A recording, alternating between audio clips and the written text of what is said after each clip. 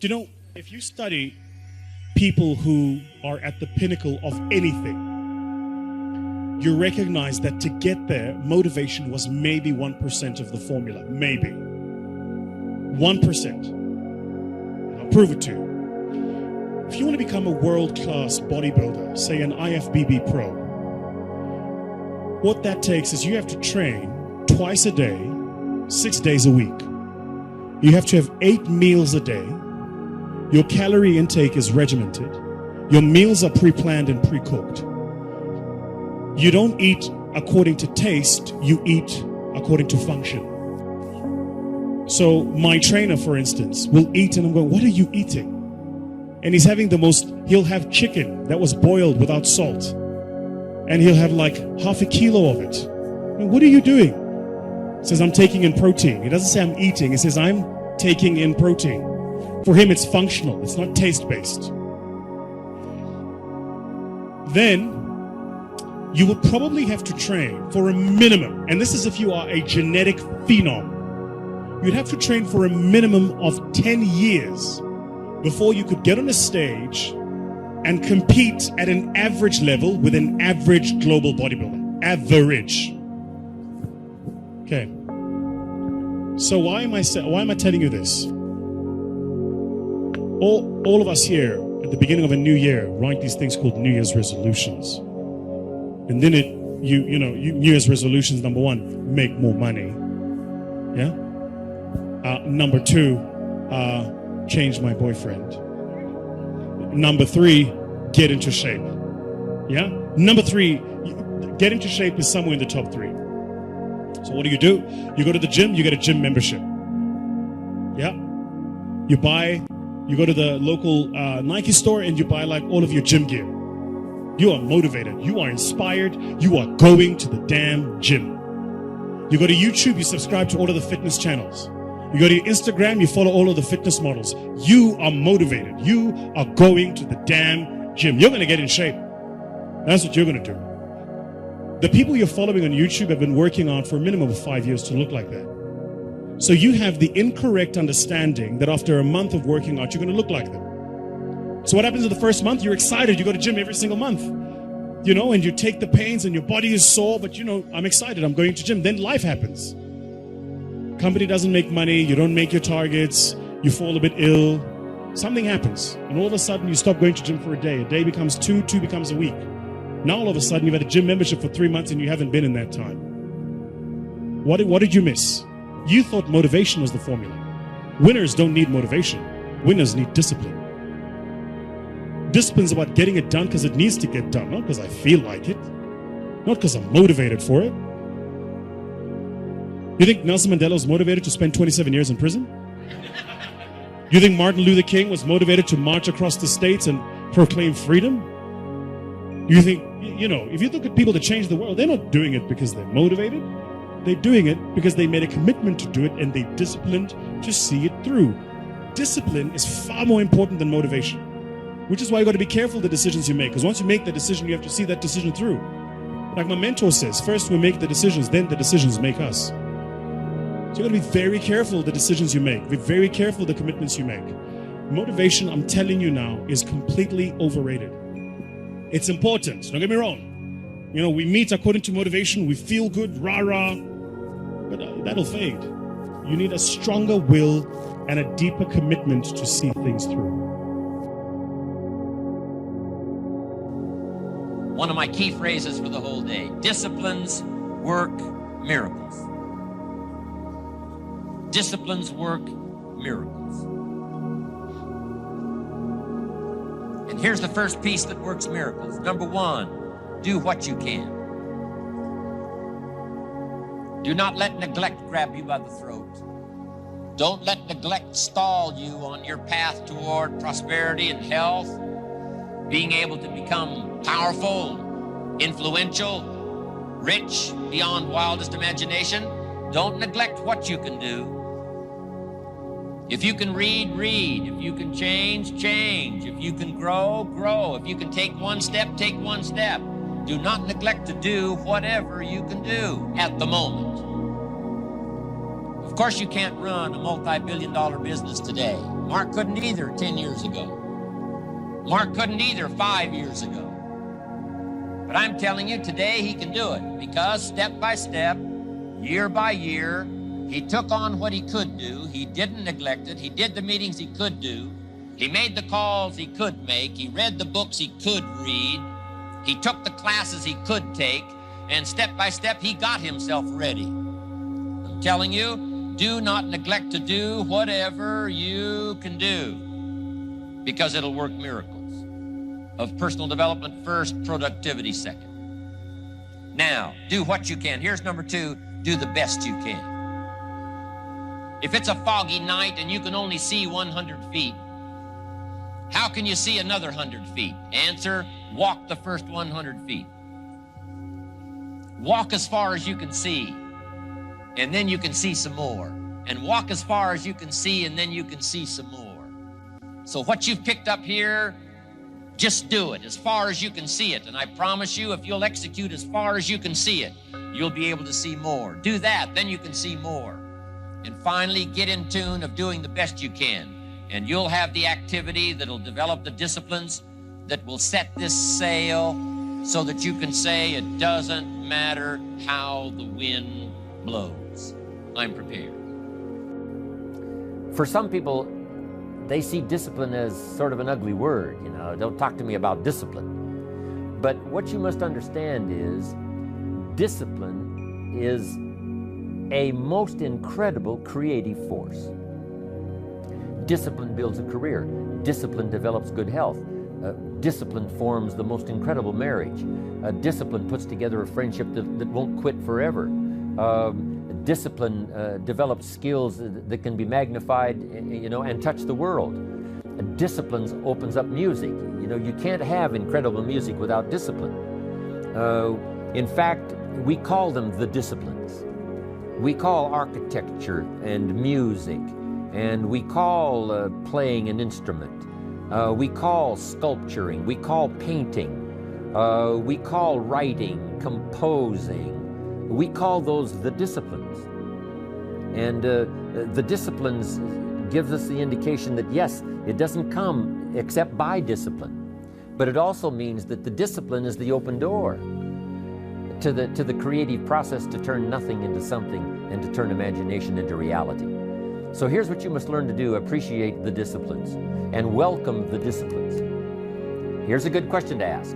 What other discipline could I begin that would open up a whole new expression in my life of turning imagination into reality? Without discipline, there is no enterprise. Without discipline, there is no magnificent structure. Without discipline, there is no music. Without discipline, there is no health. Without discipline, you know, there is no advantage, there is no future. So discipline is all when it comes to imagination, having something real, believing in it, and turning it into reality. The key to development is to be all that you can possibly be. I don't know what your talents are, I don't know what your skills are, but here's what I probably am right on, that you're behind on an accelerated effort toward your full development. I would suggest that. Now, for some of you, I know that's probably really not true. But even as I look at my own life, because, you know, I'm tempted to procrastinate just like everybody else. You know, I should have written 30 books by now. I've only written 4 or 5. You know, I should have done a lot of things, but I haven't. You know, I got distracted, and all of us, you know, have these challenges. But what could I become?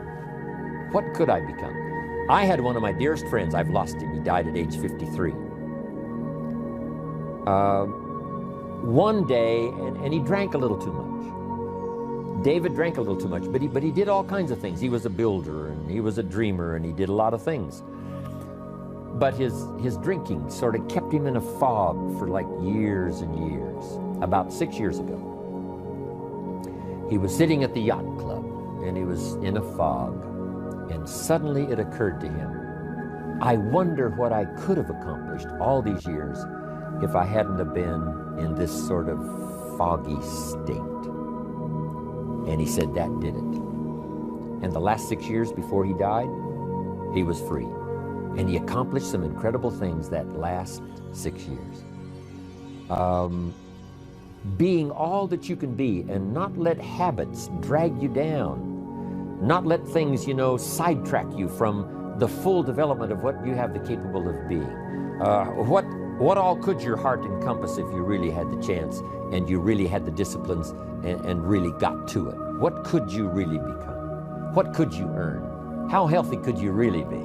How many books could you write? How many poems could you write? So here's what I would ask of you. If you feel that you're a little bit stalled, wherever you are in your progress, I'm asking you to correct that. I'm asking you to see if you can't possibly be on a more accelerated track toward your possibilities and your full development. Here's what life is all about: to become all that we can possibly be. The full development of all of your potential, that's number one. Number two is the wise use of all of your resources. That's what life is all about. The official definition of self-discipline is the ability to control one's feelings and overcome one's weaknesses. Also, it's the ability to pursue what one thinks is right, despite temptations to abandon it. See, the problem with you is you rarely exercise your self-discipline muscle. You just go with the flow, no backbone whatsoever. And that's perfectly fine until you start whining and complaining about your lack of success. Whining and complaining about your lack of progress.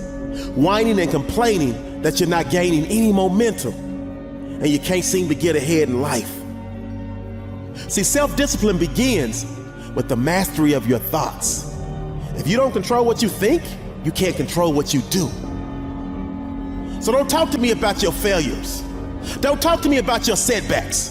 Don't talk to me about the lack of success you are achieving, because I'm that one. I'm that one that will tell you the exact reason why you are failing. You're failing because on a daily basis, you fail to exercise your self-discipline muscle. On a daily basis, you fail to sacrifice. You're failing because on a daily basis, you fail to come up with a plan. On a daily basis, you fail to get uncomfortable. You fail to push past your limits. And you fail to believe in yourself. So this is the moment that you stop renting your problems. This is the moment you stop renting your issues. This is the moment that you stop renting your lack of focus. This is the moment that you stop renting your lack of self-discipline. It's time for you to take ownership. It's time for you to own the fact that you're the reason. It's time for you to own the fact that you're the one that's exercising your lazy muscle. It's time for you to own the fact that you're the one that's exercising your do-nothing muscle. You're the one that's exercising your negative mindset muscle. You're the one that's exercising your no willpower muscle. But that's okay, because so many others, including myself, were once in the exact same place that you are right now. And then we sat down and had a heart-to-heart conversation with ourselves. We self-assessed and took complete ownership for all of the lack of success that we were achieving.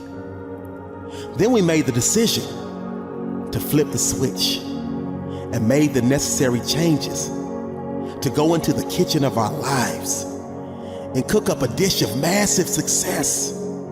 And we quickly realized that a key ingredient is self-discipline. See, self-discipline is the bridge between goals and accomplishment. Self-discipline is the magic power that makes you virtually unstoppable. Self-discipline is the center of the universe for success. Self-discipline is doing within while you're doing without. And what that means is when your friends are begging you to go hang out and you say no because you're way too busy grinding hard to put yourself in position to win in your game of life.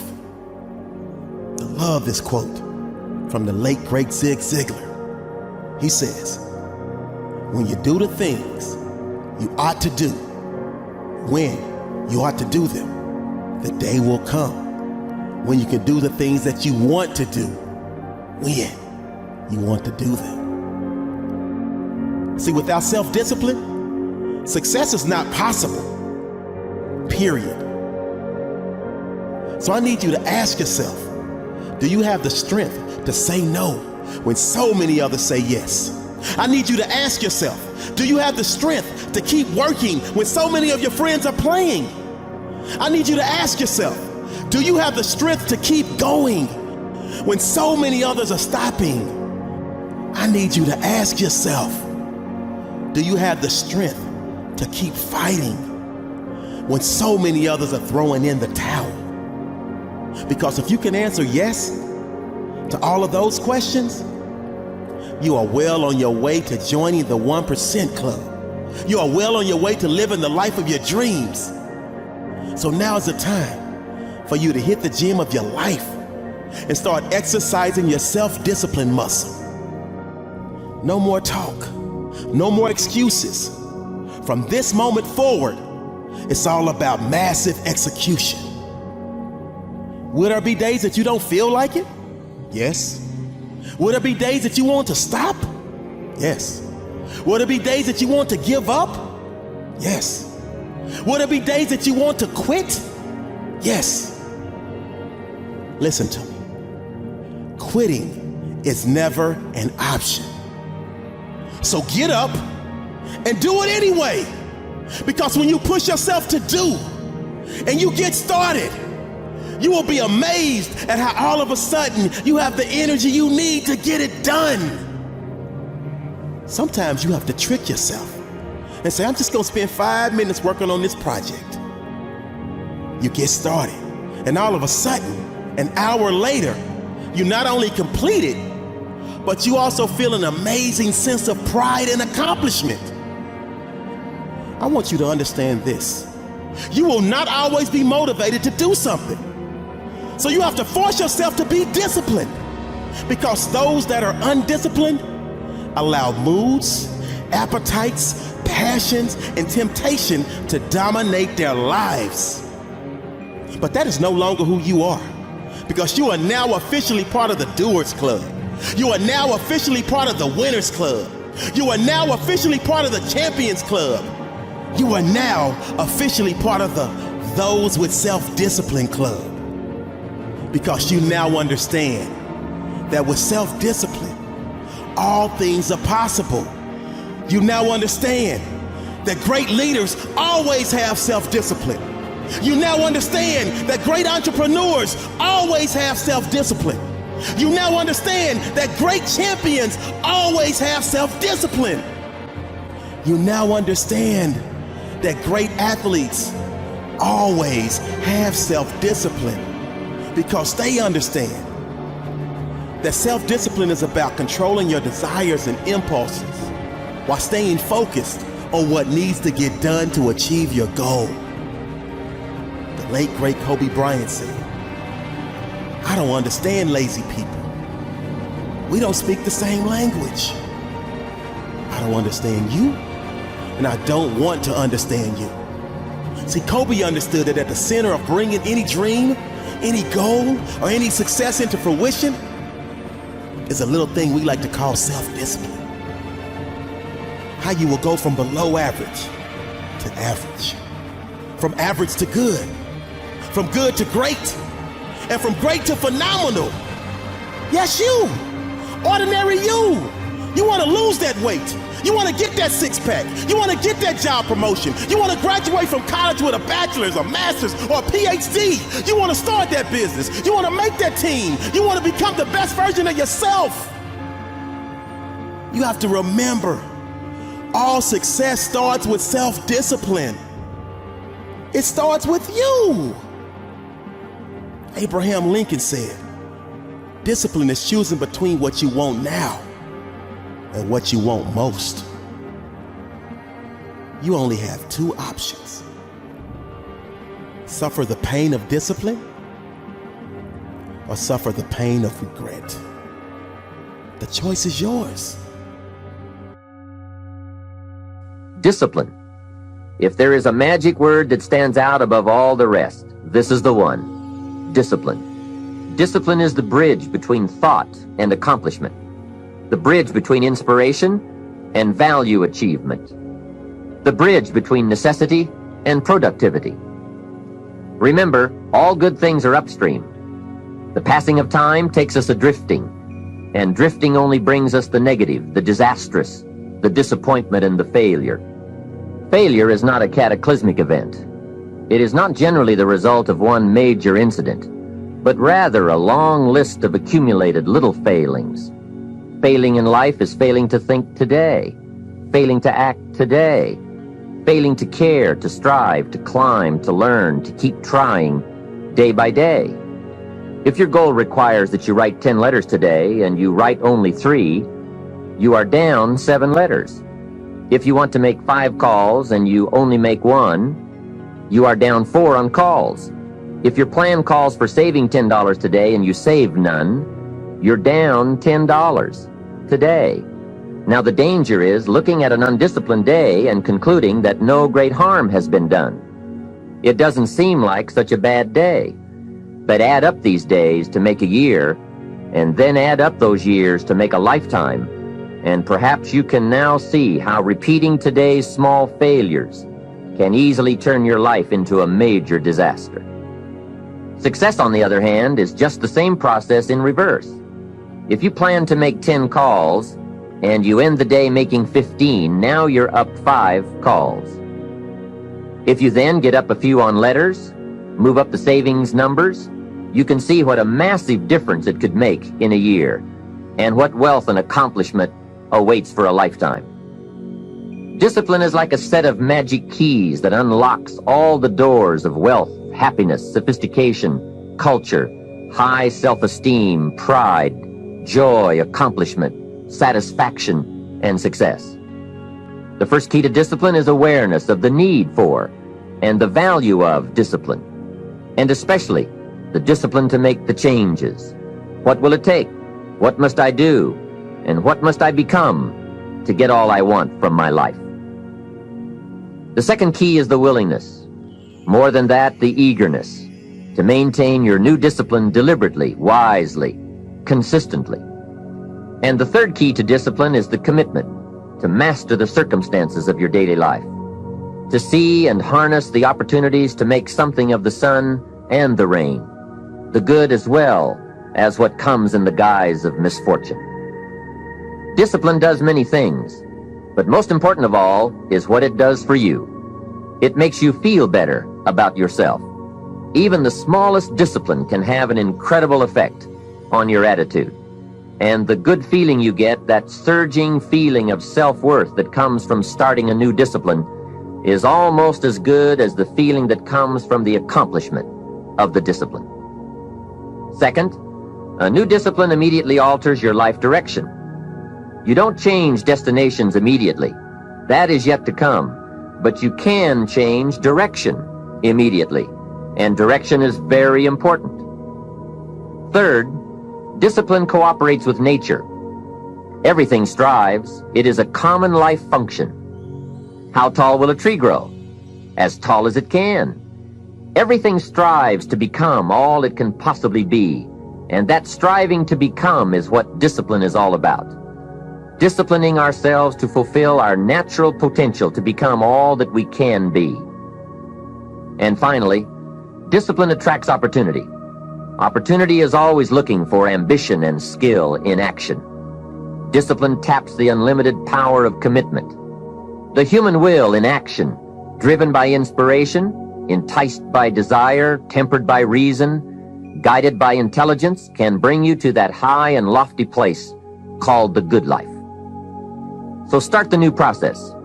You can begin a new habit no matter how small it is. Small isn't important. Whether or not you start and whether or not you continue are all that is important. So to have a prosperous life, start a prosperity plan. To become wealthy, start a wealth plan. Remember, you don't have to be wealthy to have a wealth plan.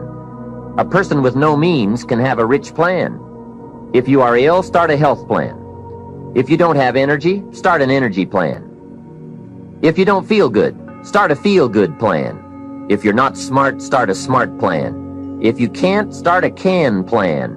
If you haven't, start a have plan. Anyone can. Even a bad person can start hearing good messages and reading good books.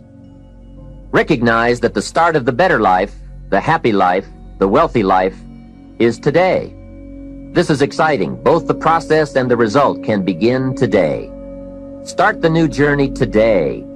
If you think of a new idea, today is the day to begin the discipline of putting that idea into action.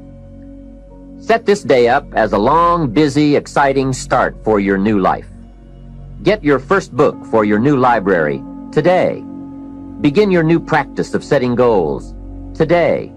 Start clearing out a drawer of your new orderly desk today. Start eating an apple a day on your new health plan today. Put some money in your new investment for fortune account today. Start reading with intensity for your new wealth of mind plan today. Write a postponed letter today. Make a delayed telephone call today. Pick up your camera and take a picture of something to start your new treasury of photographs today. Get some momentum going on your new commitment to the better life. See how many activities you can pile on in this first day. Go all out. Break away from the negative downward pull of gravity. Start the thrusters going. Prove to yourself that waiting is over, hoping is past, and that faith and action have now taken charge. It's a new day, a new beginning for your new life. With discipline, you can't believe the list of positive moves you can make in the first day of your new beginning. Disciplines your life like vision. And discipline is simply defined as self-imposed standards for the sake of a higher goal. Again, discipline is defined as self-imposed standards for the sake of a higher goal. So I'm talking now about self-discipline. All leaders have to have the quality of self-discipline. You are not a leader if you are not self-disciplined. Now, self-discipline implies that there are other discipline. In other words, discipline externally is considered other discipline. A leader doesn't need much discipline from the outside. They self-impose discipline on themselves. And that is what we call self-discipline. Now, the key to achieving your vision is discipline. And this scripture found in Proverbs 29, we read it early this week. It says, where there is no vision, the people perish. Blessed is the man who keeps the law. A little definition here of what that means. Where there is no vision, people throw off restraint. That's what that word perish means. It means to throw off self-control. In other words, where there is no revelation of the future, people throw off self-discipline. So the key to your life is finding a vision that imposes discipline on you. In essence, vision is the source of discipline. I'll explain discipline in a minute, what it means, how it works.